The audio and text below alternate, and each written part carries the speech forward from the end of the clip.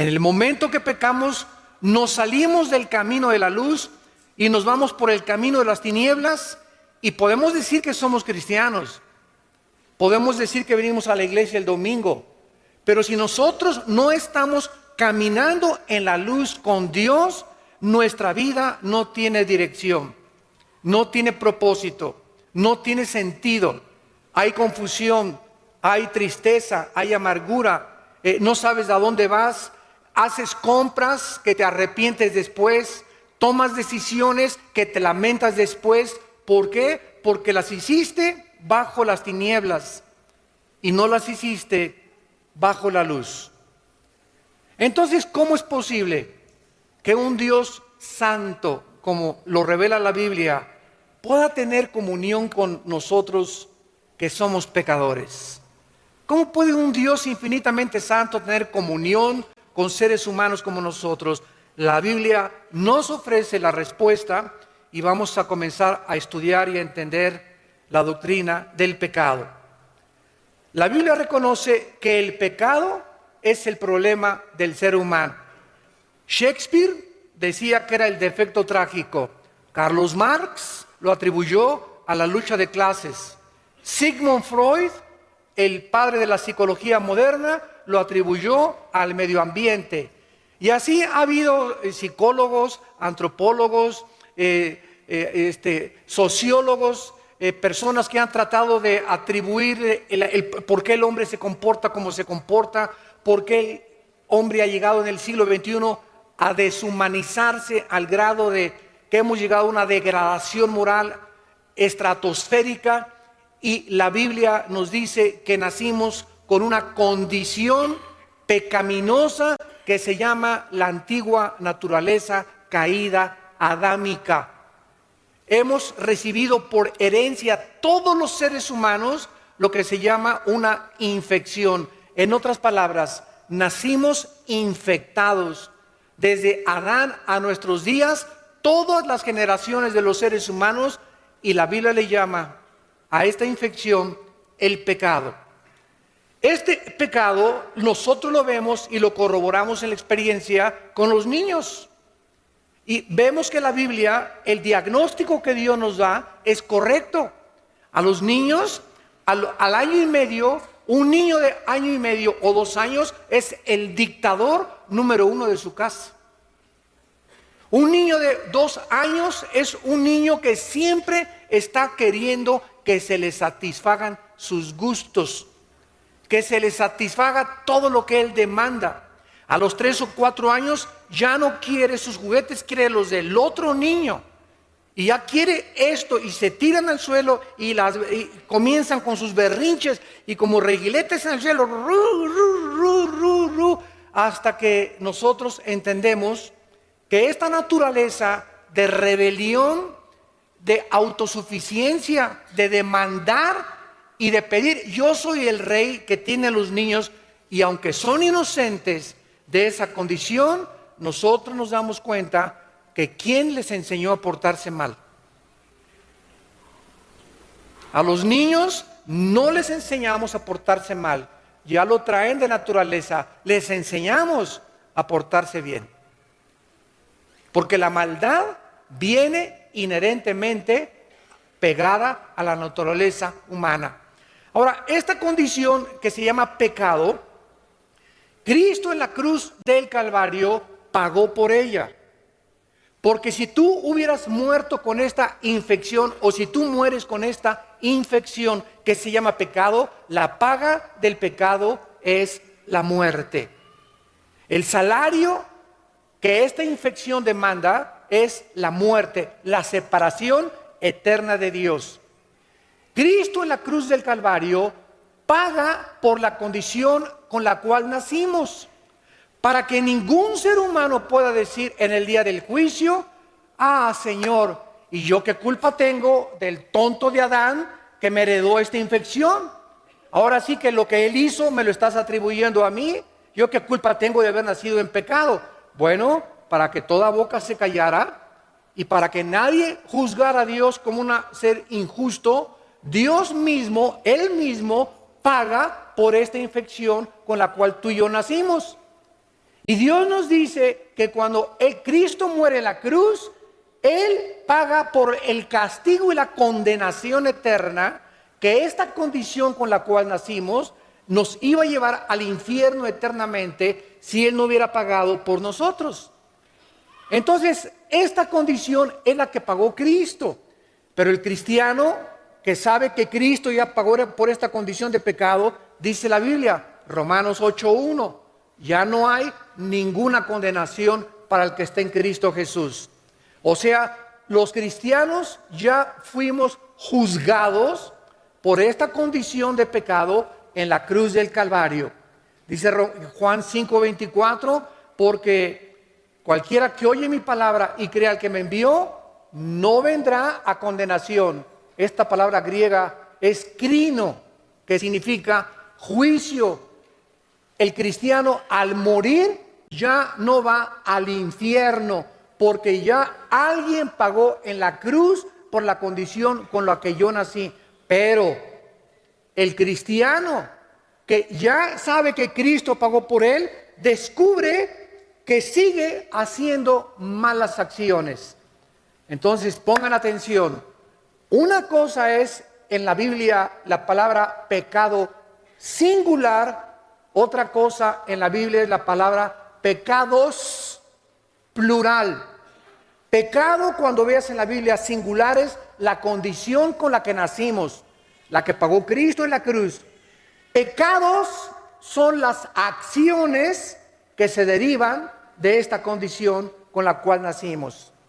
Entonces, aunque tú te hubieras portado mejor que San Anselmo y que Santa Rita de Casia, y que al morir se descubriera que nunca rompiste ni un plato y que jamás le hiciste ninguna grosería a nadie, cosa que es imposible, ¿verdad? Desde luego, me estoy yendo al extremo. Si tú mueres, aunque no le haya hecho mal a nadie, te condenas al infierno. ¿Por qué? Porque la condenación no son por las acciones, sino por la condición con la cual naciste, que nunca fue cubierta bajo la sangre del Hijo de Dios.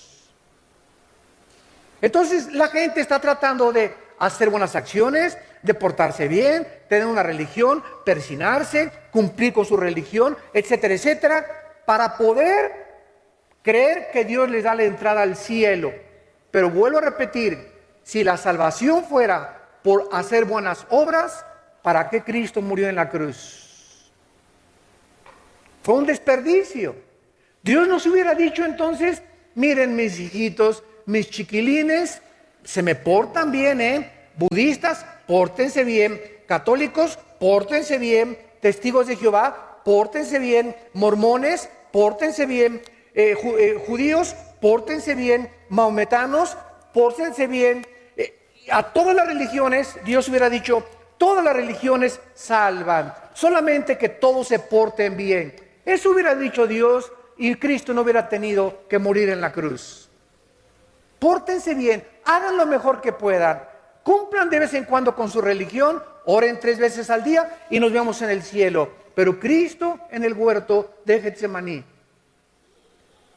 cayó de rodillas y al darse cuenta que no había ninguna otra manera en la que nosotros fuésemos perdonados por nuestros pecados, comenzó a sudar gotas de sangre y le dijo al Padre: Padre mío, si es posible, ¿qué no hay otra manera de que se salven? ¿No podría bajar Miguel el arcángel y morir por ellos? ¿No sería bueno que mejor les dijeras: pórtense bien mis niños, todas las religiones salvan con tal de que no hagan malas obras? Pero Cristo sabía lo que estaba establecido desde el Antiguo Testamento y que se encuentra en Hebreos 9:22. Sin derramamiento de sangre no hay perdón de pecados. Esta es la forma como el Dios de la Biblia escogió la salvación. Él es el soberano, el legislador de la moral, y no nos dejó a nosotros que nosotros tuviéramos la opción de decidir cómo nos vamos al cielo. Pero como el ser humano desconoce la Biblia, el ser humano inventó las religiones. ¿Y qué son las religiones? El esfuerzo de los seres humanos al desconocer la obra de Cristo y la palabra de Dios para poder hacer lo mejor que se pueda para poder entrar después de muertos al cielo y tener la vida eterna. Y así encontramos que los más grandes pecadores que podíamos nosotros mencionar, como Al Capone, el gángster de los 20, 30 allá en Chicago, que en Navidad se vestía de Santa Claus y se ponía a darles dulces a los niños, y en Navidad se creía bueno, y él llegaba enero y agarraba la ametralladora y comenzaba a matar a todo el mundo. Pero en Navidad se persinaba y después se portaba como el anticristo. ¿Y cuánta gente, sin exagerar, se porta de la misma manera? Tienen un amante, cometen adulterio, pero eso sí, el domingo no faltan a su iglesia. ¿Cuánta gente sigue robando, sigue transando, sigue extorsionando, sigue dándole malos ejemplos a sus hijos, sigue siendo infiel a su esposo o a su esposa, pero el domingo están bien persinados hasta con la estampita de San Anselmo? Esta actitud Cristo le llamó hipocresía. La palabra hipócrita viene del griego, que es actor. La palabra actor viene del latín, que es una persona que se pone una máscara o actúa ante un público con una actuación especial que no es de él, con un papel que no le corresponde. Él está actuando, se mete el personaje en su vida y lo refleja ante el público. Ese es un actor. Y las personas que mejor manifiestan una actitud que no son de ellas, les dan un premio que se llama el Oscar en California cada año.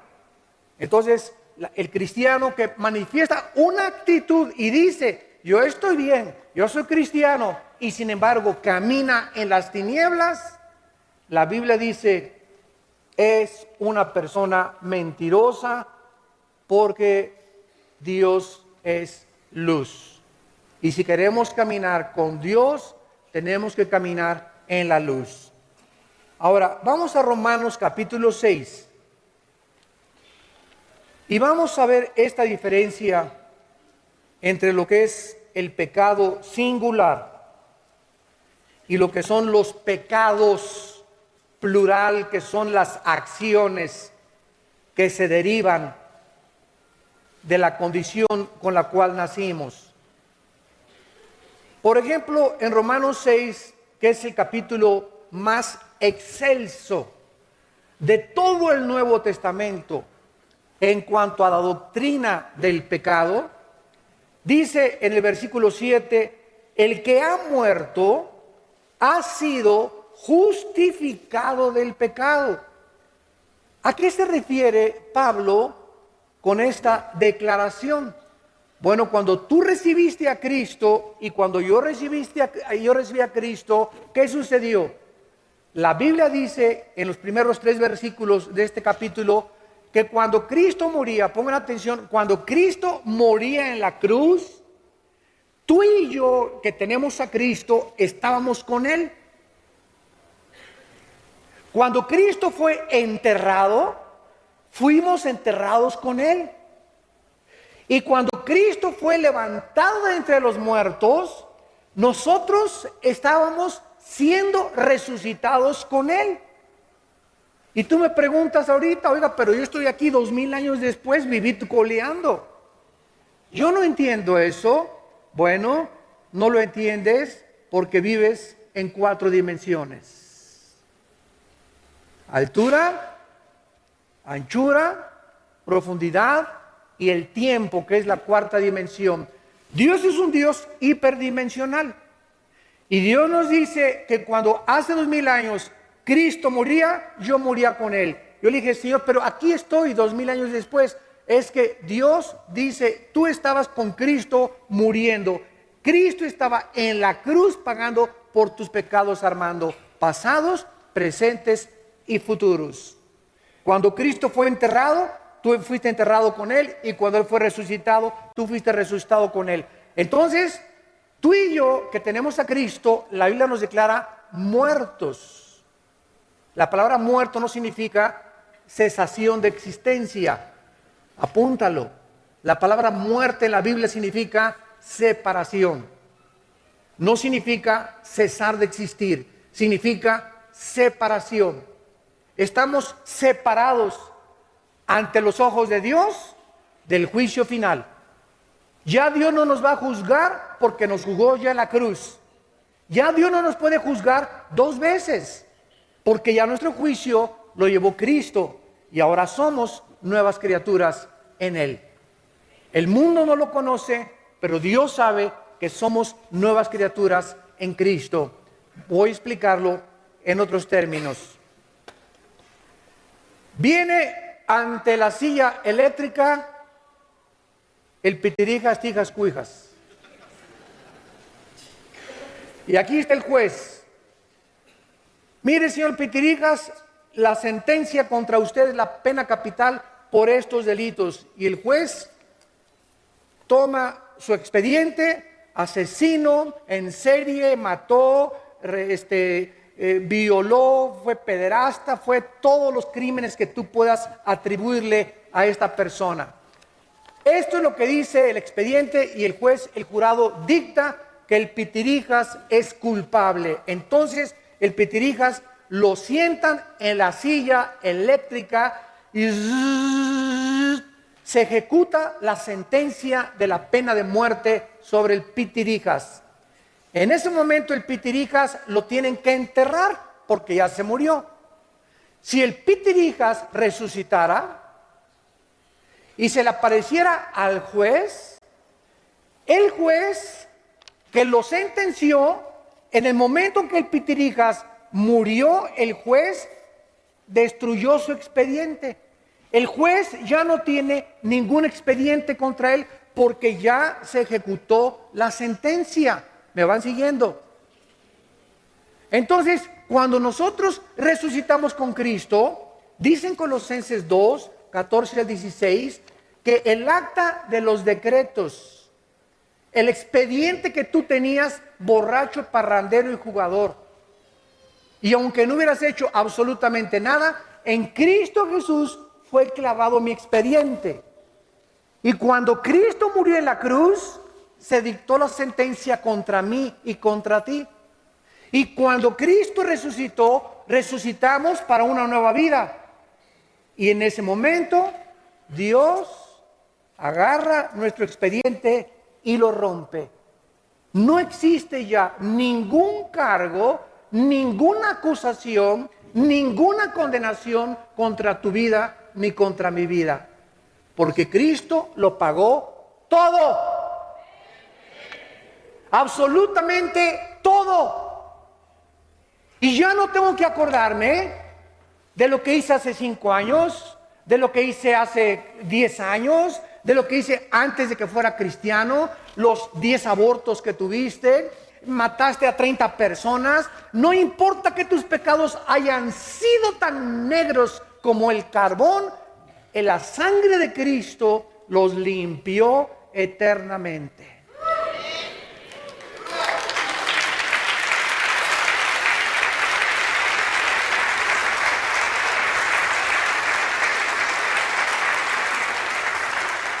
Ahora lo entiendes. Romanos 6:7. El que ha muerto, ¿quiénes hemos muerto? Nosotros los cristianos. Los que hemos muerto hemos sido declarados ante el tribunal cósmico de Dios inocentes. La palabra justificación significa como si nunca hubieras pecado.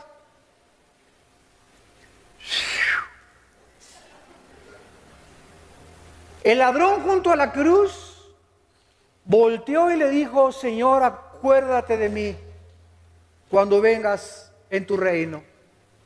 Y los fariseos que están abajo en la cruz: ay, sí, qué fácil, ¿no? Después de todo lo que hiciste, ¿no? Ay, sí, sí, sí. Y Cristo le dice: hoy estarás conmigo en el paraíso. No le dijo, mira, te vas a tener que bajar y bautizar primero. Te vas a tener que bajar e irte a la villa. De rodillitas, ida y vuelta. Desde Toluca. Vas a tener que hacer 3 o 4 asilos. Vas a tener que cumplir 5 orfanatorios. En ese momento, cuando Cristo le da el perdón a un hombre que no merecía el perdón, y la pregunta es, ¿quién lo merece? ¿Quién de nosotros se atreve a levantar este dedo y decirle a alguien, tú eres más pecador que yo? Cuidado de ser un fariseo, porque fue lo que hicieron los fariseos en los tiempos de Cristo. Agarraron a una mujer, ven para acá, de las greñas, venga para acá, ahí échese. Señor, la ley dice que el adulterio es sentenciado a pena capital. ¿Tú qué dices? Y la pregunta es, ¿y el fulano con el que estaba? No, para que haya adulterio tienen que ser 2, ¿no? ¿Por qué ella? El machismo todavía que existía en el Medio Oriente y que existe todavía. A él no le hicieron nada, ¿verdad? Se fue hasta Acapulco de vacaciones. La ley dice que la muerte es a pedradas por adulterio. Cristo no hizo nada. Se inclinó en la tierra, Juan capítulo 8, y comenzó a escribir en la tierra. Y tal vez comenzó a escribir, no robarás, no perjurarás, no levantarás falso testimonio contra tu prójimo. Y los fariseos, cuando comenzaron a darse cuenta de que estaba Cristo escribiendo tal vez otros pecados que no eran el de adulterio, pero que eran pecados que podían también condenarlos, dijo Cristo, el que crea que no tiene ningún pecado, agarre la primera piedra y aviéntesela a la mujer. Y dice la Biblia que acusándolos su conciencia, uno por uno, desde el más pequeño hasta el más grande, se retiraron y no se atrevieron a matarla a pedradas. Y eso es lo que nos dice Dios a través de los siglos. El que esté libre de pecado sea capaz de arrojar la primera piedra. Nunca digas, es que esa es una prostituta, es que ese es un drogadicto, es que esa persona no merece el perdón. ¿Sabes una cosa? Tú y yo no merecíamos tampoco el perdón y por la gracia hemos sido perdonados. ¿Sabes qué significa esto? Que si nosotros ahora que somos cristianos estamos dispuestos a condenar a alguien, es que usted no conoce a mi cuñado, pastor, y usted no sabe que estas personas, ¿sabes una cosa? Es que tú no eras una perita en dulce tampoco. Tú no eras una persona, ¿verdad?, que podrías decirse que te ibas a ir al cielo.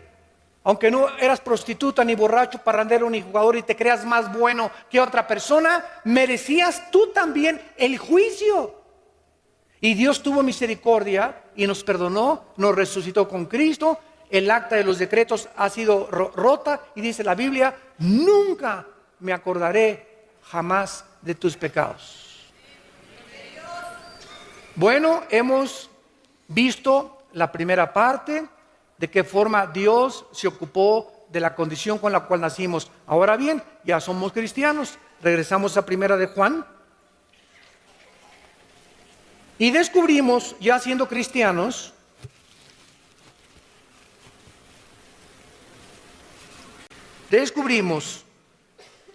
que seguimos pecando, ¿no es verdad? En otras palabras, que seguimos cometiendo malas acciones. Un cristiano no es una persona que ya no peque. Es una persona que ha sido perdonada de sus pecados. Pero no es una persona que sea mejor que otra persona. Simplemente somos pecadores, igual que todos los demás. Pero ¿saben cuál es la diferencia? Que somos personas perdonadas. Yo no soy mejor que mi cuñado que no es cristiano, que mi cuñada que no es cristiano, que mi tío que no es cristiano. Yo no soy mejor que ninguna persona y jamás me atrevería a decir que soy mejor. Simplemente soy un pecador igual que ellos Pero la diferencia es que ellos no han sido perdonados y yo recibí el perdón de mis pecados. Por lo cual vivo humillado, por lo cual vivo ahora con compasión, porque al igual que mi familia que no tiene a Cristo y a mis amigos que no tienen a Cristo, así vivía yo. Yo ahora tengo compasión en mi vida para orar por ellos y que ellos puedan alcanzar la gracia que yo alcancé. ¿Me van siguiendo? Dice la Biblia en 1 de Juan, capítulo 1, en nuestro pasaje, versículo 6, si decimos que tenemos comunión con Él y andamos en tinieblas, mentimos y no practicamos la verdad. Pero si andamos en luz, como Él está en luz, tenemos comunión unos con otros y la sangre de Cristo nos limpia de todo pecado. Vean esto con atención. Aquí está la luz, aquí están las tinieblas. Muy bien, cuando venimos a Cristo pasamos del reino de las tinieblas, somos trasladados, Gálatas 1, al reino de la luz. Ya estoy bajo la luz, bajo la gracia y la misericordia de Dios. Ahora Dios me dice, Armando, tu salvación ya no la puedes perder. ¿Por qué? Porque te la regalé. Tú no hiciste nada por ella, no la compraste, no te portaste bien. Es por gracia, no por obras.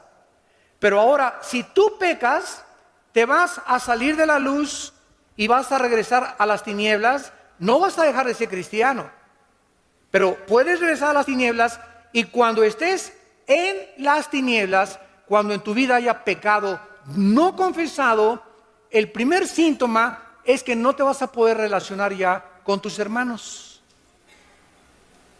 Porque solamente estando en la luz podemos tener comunión. Si tú no te llevas con alguien, es porque tú estás en la luz y esa persona no está en la luz.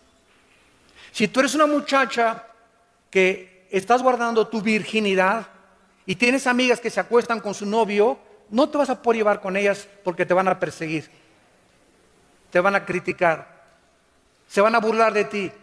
Si tú eres un hombre que no te emborrachas con tus amigos o con tu familiar, te van a ver como bicho raro. ¿Por qué? Porque están en las tinieblas y tú estás en la luz. No hay nada común de comunión entre una persona que vive en pecado y una persona que vive en la luz. Solamente cuando vivimos en la luz podemos comunicarnos, tener compañerismo unos con otros, porque pensamos lo mismo, hacemos lo mismo, nuestras metas son las mismas, porque estamos bajo la luz. Por eso no te puedes casar con una muchacha que vive en tinieblas. Fíjate, tú estás en la luz y nos casamos. Véngase para acá, mi nena. Y aquí está. Y se pone en terreno neutral. No hay terreno neutral. La persona que está en la luz dice, véngase mi nena para acá, la voy a convertir. No es cierto. Hasta que se convierta te casas. Se va a convertir cuando ya estemos casados. En la luna de miel le voy a hablar del Señor y le voy a cantar el cantar de los cantares, ¿verdad? Y nada de esto son puras suposiciones y especulaciones. No es verdad, no es verdad. Estás mintiendo, te estás engañando, porque el pecado engaña.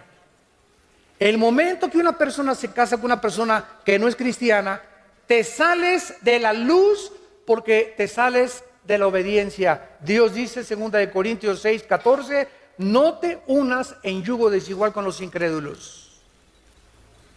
Y si tú lo haces, ¿qué estás haciendo? ¿Qué es el pecado? Desobedecer a Dios. No me interesa lo que tú dices. Véngase para acá, mi nena, nos cansamos y tú pasas de la luz a las tinieblas. Y lo más seguro es que ella o que él te arrastre a el mundo de las tinieblas. No vas a poder tener comunión con él, ni ella contigo, ni tú con él. Van a descubrir en la luna de miel o después de la luna de miel que no son afines.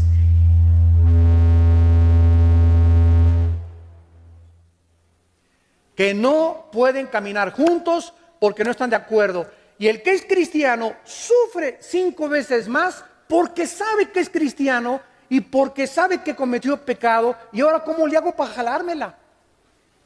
O para jalarlo. Y ahí pagas años de lágrimas y de sufrimiento por haber desobedecido los mandamientos de Dios. ¿Qué comunión hay entre la luz y las tinieblas? Ninguna.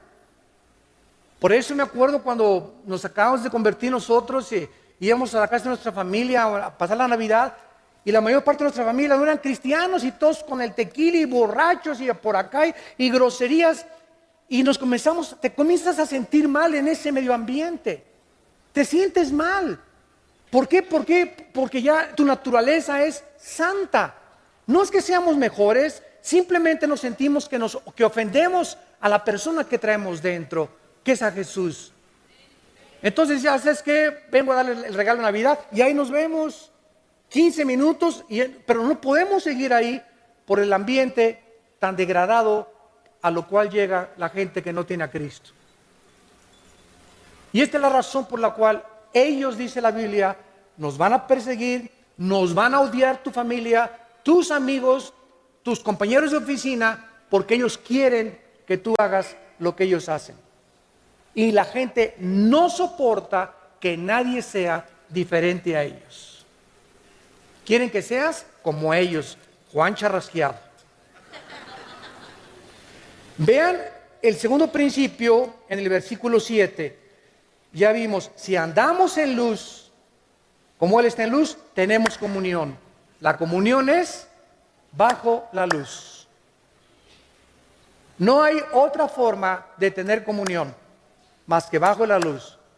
Hermano, pero mi esposa, los dos somos cristianos y ella anda mal. Por eso los pleitos y todo, porque ella anda mal. Ahora tú no la vas a cambiar. Ora por ella, síguela amando. Déjasela a Dios. Hermano, mi esposo es cristiano, pero él anda mal. Precisamente porque anda mal, ya no hay comunión entre ustedes. Ya hay chispas y no se arreglan los problemas, y rencores y odios y gritos y sombrerazos en el hogar, a pesar de que es un matrimonio cristiano. La esposa se da cuenta que él está mal, a sombrerazos no lo vas a cambiar.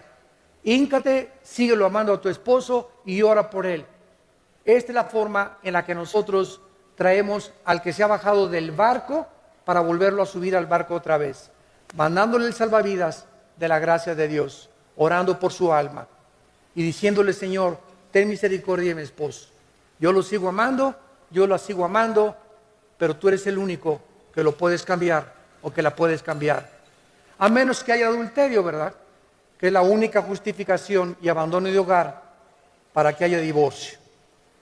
Dice el versículo 7 que cuando andamos en luz, como Dios es luz, tenemos comunión, y vean esto con lupa y con microscopio.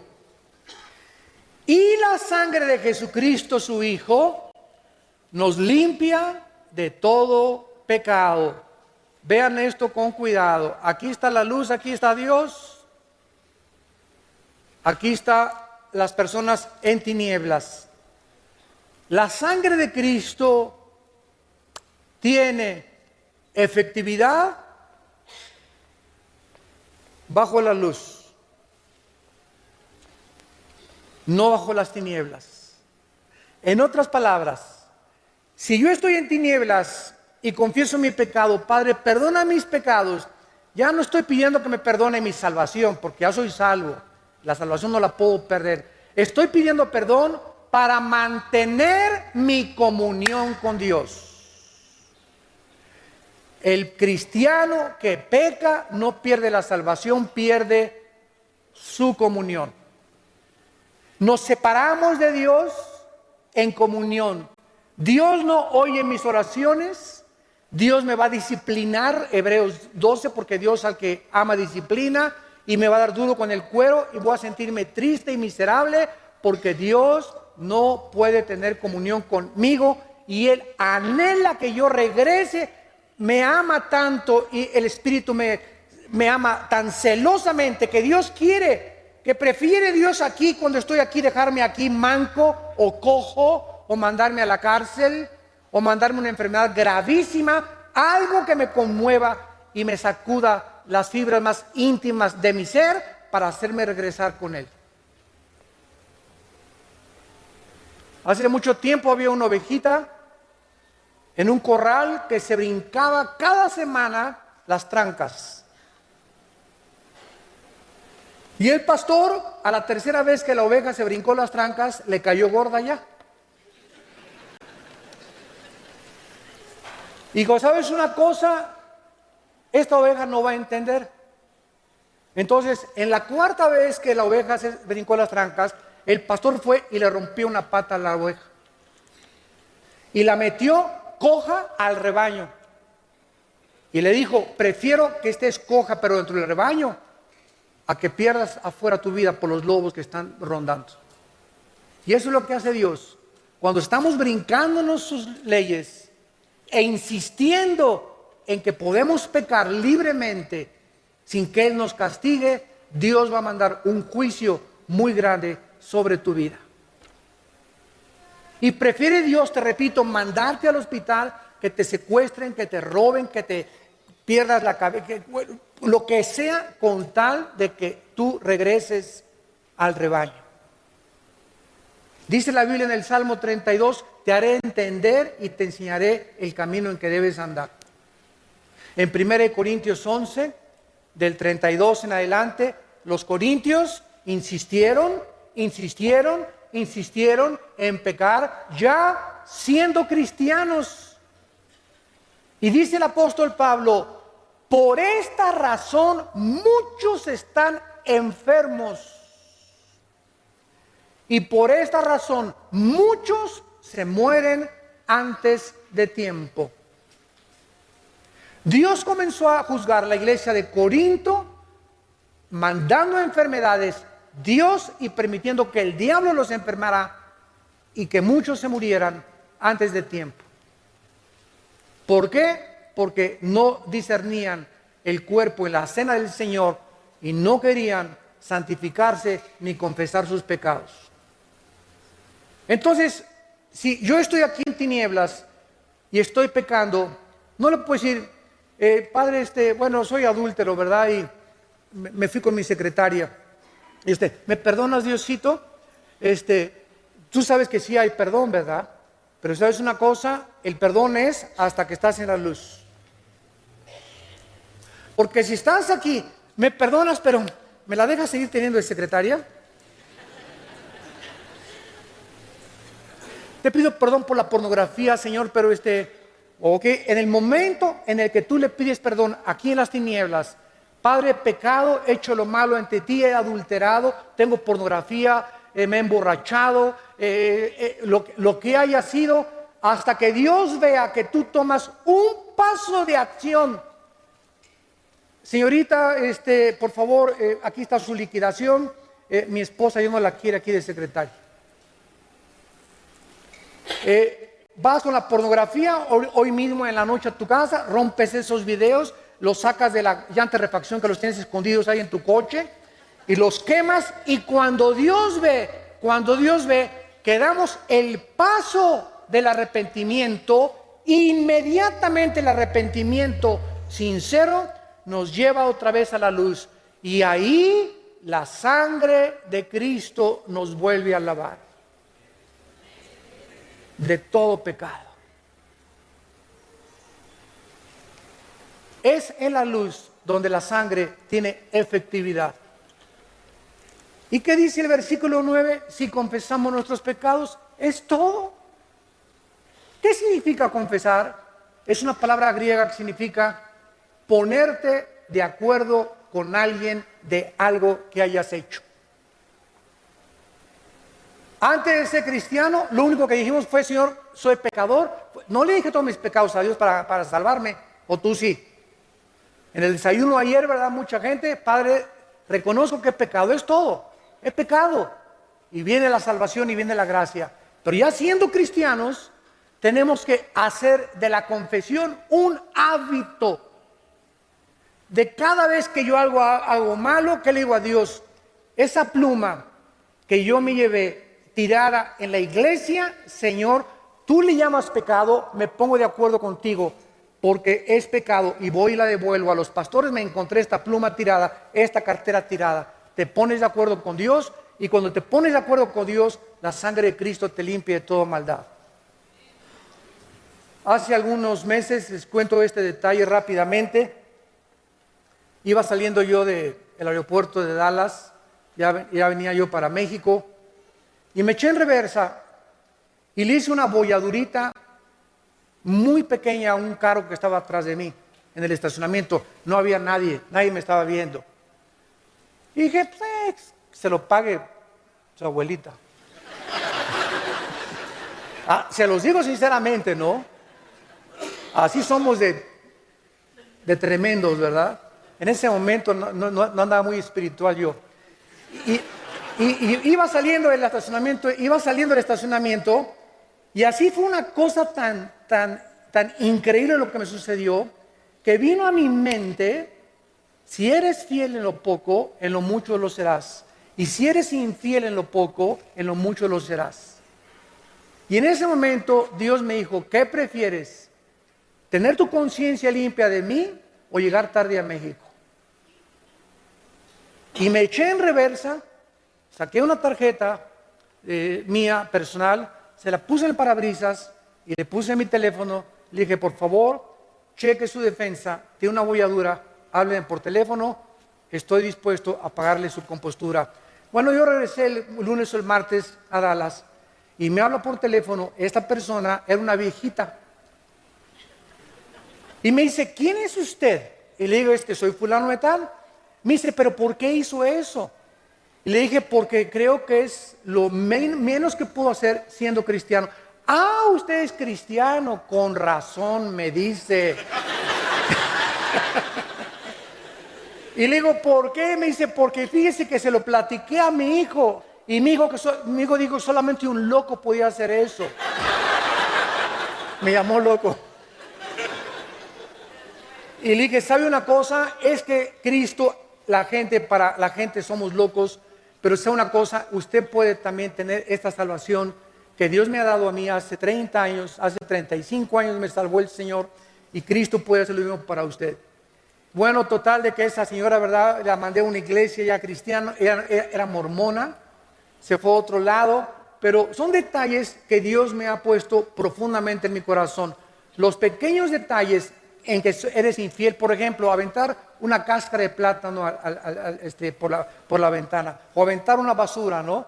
Etcétera, etcétera. Son cosas en las que haces inconscientemente, pero son cosas que haces y eres infiel. Y si eres infiel en eso, eres infiel en lo demás también.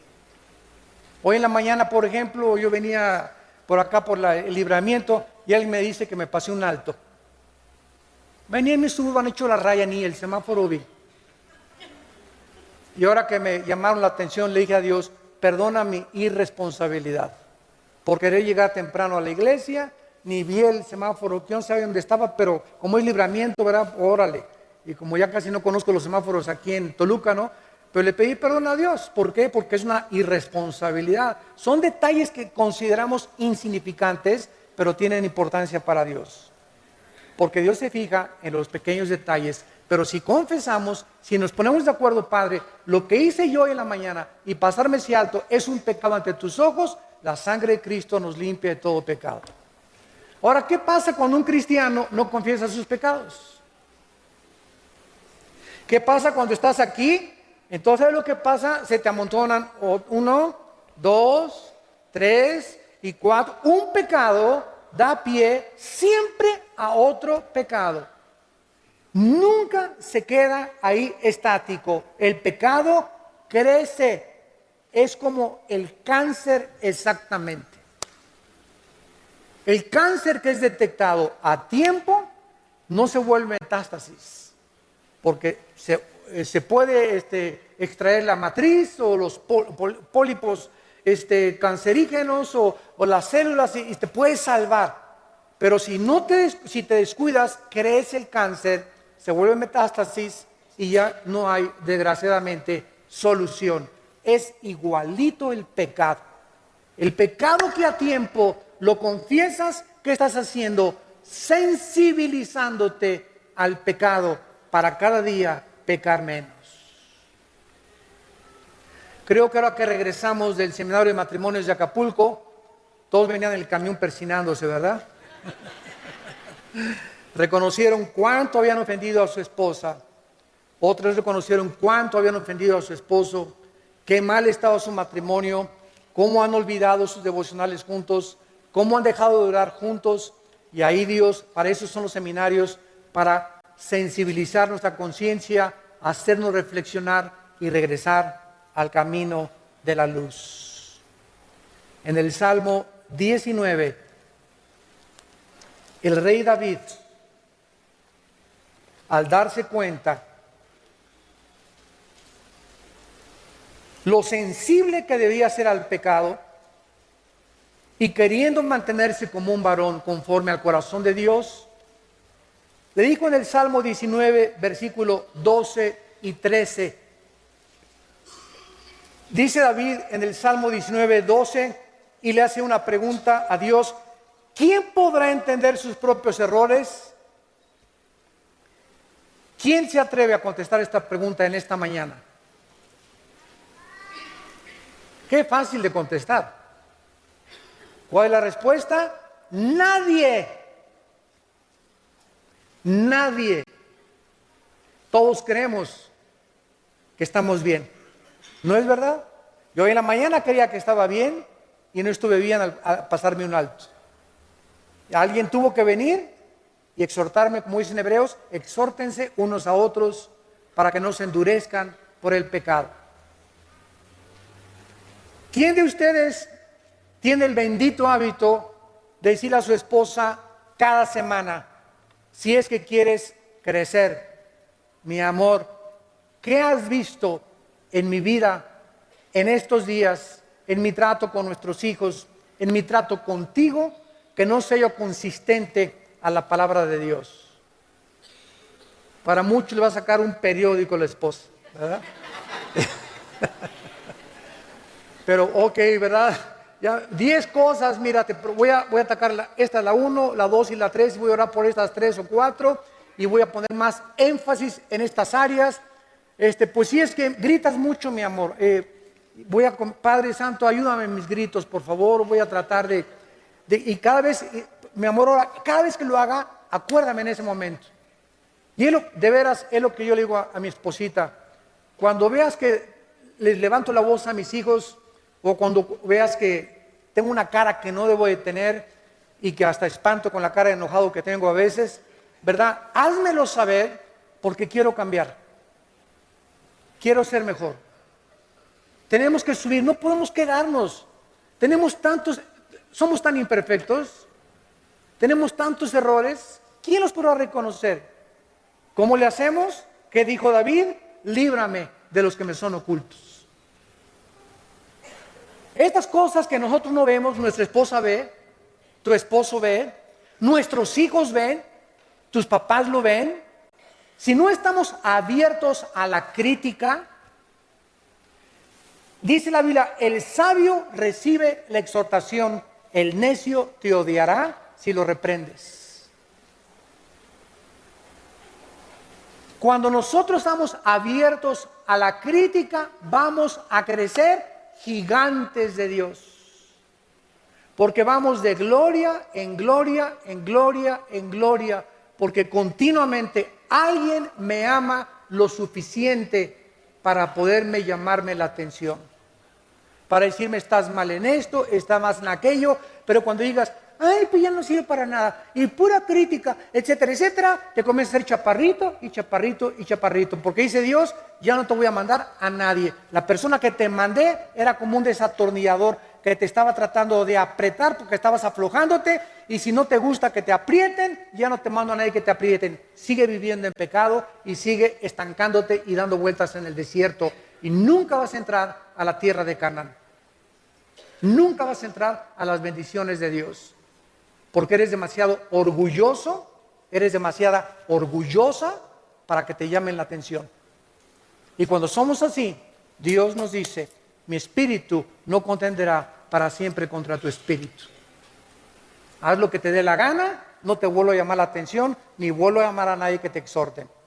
Porque Dios quiere que nosotros crezcamos más y más. Dice David, líbrame de los que son ocultos. David estaba consciente que había cosas escondidas que él no sabía. Y dice el versículo 13, preserva también, y es lo que más temor tenía David. O sea, por favor, líbrame principalmente de las soberbias. De las soberbias. De ese orgullo que aún está latente y potencialmente dormido dentro de todos nosotros, aún los cristianos. ¿Qué es el orgullo? Es precisamente, ¿cómo se manifiesta? Cuando te enojas, cuando te llama la atención. Las personas más orgullosas son las que les dices algo y no te hablan en 3 semanas. Hasta en 6 meses. Porque tienen un orgullo de la Torre de Babel. No soportan que alguien les diga, estás mal.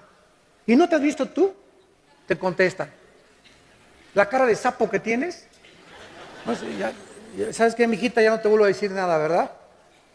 Presérvame que no se enseñoreen de mí. Cuando el orgullo comienza a crecer desapercibidamente en nuestra vida, comienza a gobernarnos. ¿Cómo nos acercamos a Dios? Creyendo que Él existe.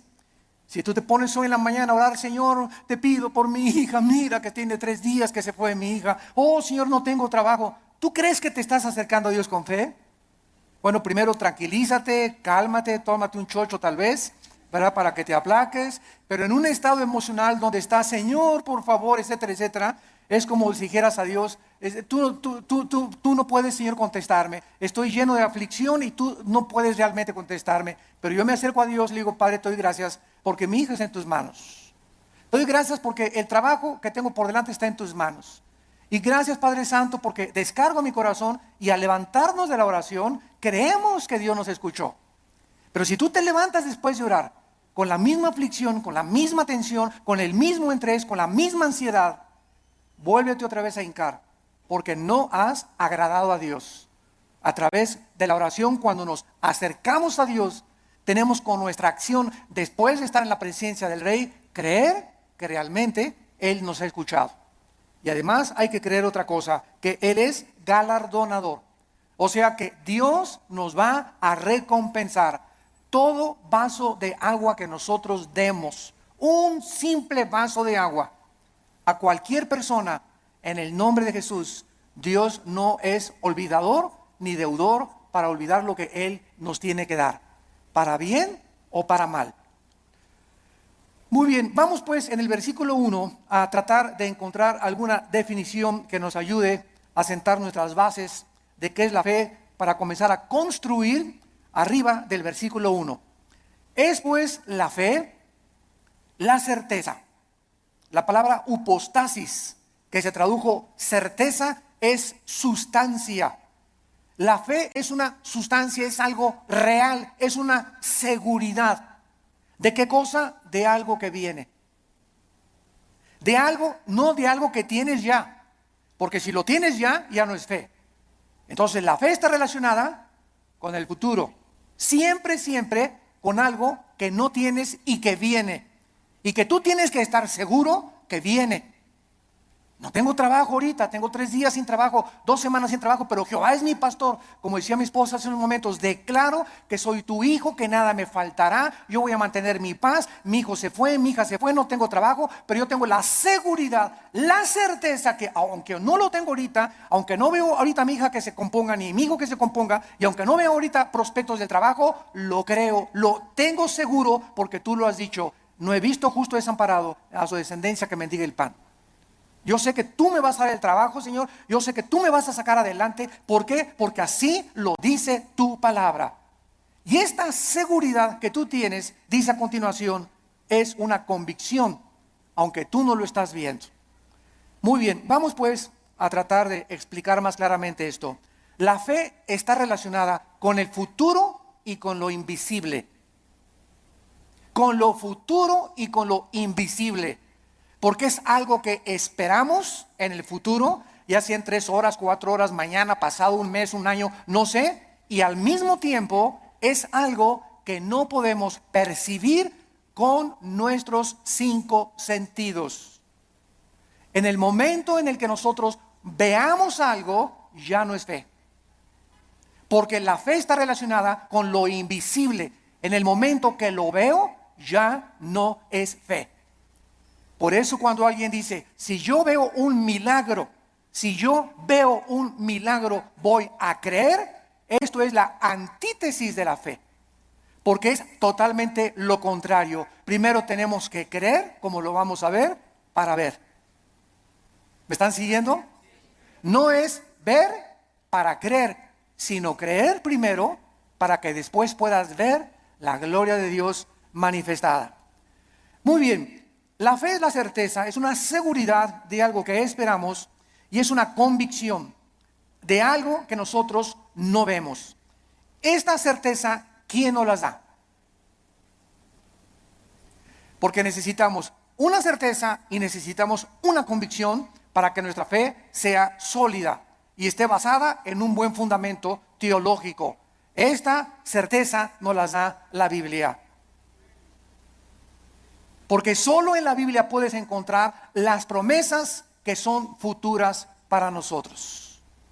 Dice Dios, si tú siembras escasamente, recoges escasamente. Si tú siembras abundantemente, recoges abundantemente. Si tú amas a tu esposa como Cristo amó la iglesia, no te imaginas las bendiciones que vendrán sobre tu vida. Si tú no amas a tu esposa como te estoy mandando en la palabra de Dios, las promesas mías que te tengo preparadas, no las vas a poder ver. Porque no has creído. Porque para que puedas ver la bendición en tu matrimonio, para que puedas ver la bendición en tu noviazgo, para que puedas ver la bendición económica en tu vida y en tus negocios, antes tienes que creerle a Dios y poner en práctica o en acción lo que Dios dice en su palabra. Y la convicción, ¿quién nos las da? El Espíritu Santo. Entonces tenemos íntimamente relacionadas a la Biblia con el Espíritu Santo. No podemos jamás divorciar al Espíritu Santo de la Biblia, ni la Biblia del Espíritu Santo, porque el Espíritu Santo es el autor de la palabra de Dios. Entonces necesitamos entender que el Espíritu Santo es un espíritu de santidad, ¿verdad? Es el espíritu de verdad, es el consolador. Entonces, si yo tengo el Espíritu Santo y quiero caminar con el Espíritu Santo y Él es santo, ¿podrán caminar dos juntos si no estuvieran de acuerdo? No, ¿verdad? Para que yo camine con el Espíritu Santo, tiene que haber santidad en mi vida, porque Él es santo y me toma de la mano. Pero el momento en el que yo camino sin santidad o comienzo a caminar en pecado en la vida, inmediatamente rompo mi comunión con el Espíritu Santo. Me suelta, es tan sensible como una paloma el Espíritu Santo. Inmediatamente vuela, no se hace a un lado y me encuentro caminando yo creyendo que Dios está conmigo, creyendo que el Espíritu Santo está conmigo. Y estoy caminando en la carne. Es lo que se llama caminar en la carne. Y la carne es muy consagrada, ¿eh? La carne es muy religiosa. La carne adora a Dios y por acá y por allá. Y sin embargo, podemos hacer muchas cosas sin la ayuda de Dios en nuestra vida. Muy bien, veamos ahora que entonces la fe está relacionada con dos realidades eternas e invisibles, con Dios y su palabra. La verdadera fe bíblica está limitada a la Biblia. En otras palabras, hace algún tiempo recuerdo que unas personas me dijeron: Armando, ¿por qué eres tan incrédulo? ¿Por qué no crees que el orito que está cayendo del cielo lo manda Dios y las piedras preciosas que están cayendo en nuestra iglesia son de Dios? Y yo les contesté sencillamente: porque Dios no me manda a creer eso. Yo creo lo que la Biblia dice. Pero el hecho de creer cualquier fenómeno o cualquier acción, aunque sea milagrosa, no implica que sea de Dios. Porque el diablo puede hacer fenómenos y puede hacer milagros también. Entonces, no me pueden nadie catalogar, ni tampoco a ti clasificarte como que eres un incrédulo y no lo crees. Claro que lo creo, pero si está en la palabra de Dios. Pero si yo encuentro en Proverbios capítulo 2 que la Biblia me manda y me dice que busque la sabiduría y no las piedras preciosas y no el oro, ¿qué me está diciendo el Espíritu Santo con estas experiencias que se están manifestando en muchas iglesias? Que estas iglesias están tanto en la carne, que están ahora siendo engañadas. Pues quieren eso, quieren circo, maroma y teatro, quieren ver milagros, pues eso les voy a dar, como hizo Dios con los judíos en el desierto. ¿Quieren comida? Pues se las voy a dar hasta que les llegue hasta aquí. Y los atascó de codornices hasta que los volvieron al estómago. Este es un juicio de Dios. ¿Por qué? Porque Dios nos busca que busquemos sabiduría. Y que no busquemos, ¿verdad? Las cosas que está cayendo ahorita del cielo. Y mira, hermano, digo, es más diamantina que nada, hombre, esas menso. La fe está íntimamente ligada a la Biblia. Nuestra fe no es un trapo ungido. Hermano, voy a ir al río del Jordán. Y cuando vaya a Israel, voy a meter una botellita el agua del Jordán y me la voy a traer y me la voy a echar cuando esté enfermo. O la voy a poner ahí y le voy a, ya casi una veladora. Voy a traer agua del Jordán y me voy a bautizar del río Jordán. El agua del río del Jordán y el agua del río Bravo y el agua del río Nilo y el agua del río Támesis en Inglaterra es exactamente igual. El río Jordán no tiene propiedades milagrosas. Es el agua de un río donde hace 2000 años el Señor Jesucristo fue bautizado, pero el agua no tiene nada de milagroso. El río es como cualquier otro río, y el hecho que Jesús y el Bautista hayan bautizado ahí no significa que va a ser agua milagrosa. Estamos retrocediendo otra vez a Roma, a la agua bendita. Antes entraba a la iglesia y le metía la mano y me hacía por mí que agua bendita, porque le hicieron así y le atribuían propiedades milagrosas. Esto se llama hechicería. I'm just me, and you're just you. But somehow, that's everything we need.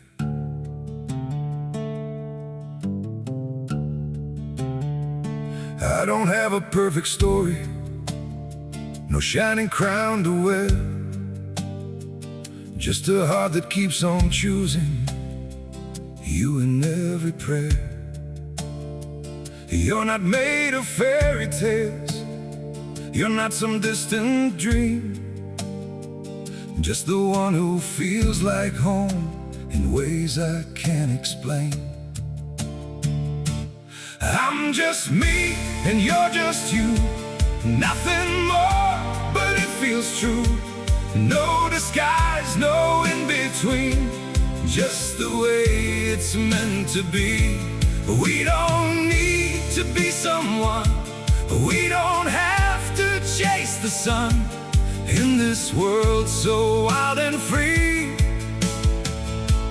you belong with me.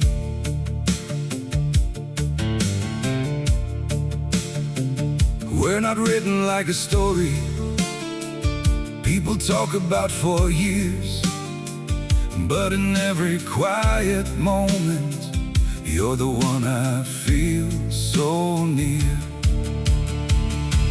I'm just me and you're just you, nothing more, but it feels true. No disguise, no in between, just the way it's meant to be. We don't need to be someone, we don't have to chase the sun. In this world so wild and free, you belong with me. Maybe we're not perfect, maybe we don't shine, but if you stay beside me, then everything is right. I'm just me and you're just you, still somehow we make it through. Every road and every sea leads you back to me. We don't need the stars above, we already have enough. Simple hearts, one destiny. You're the one for me.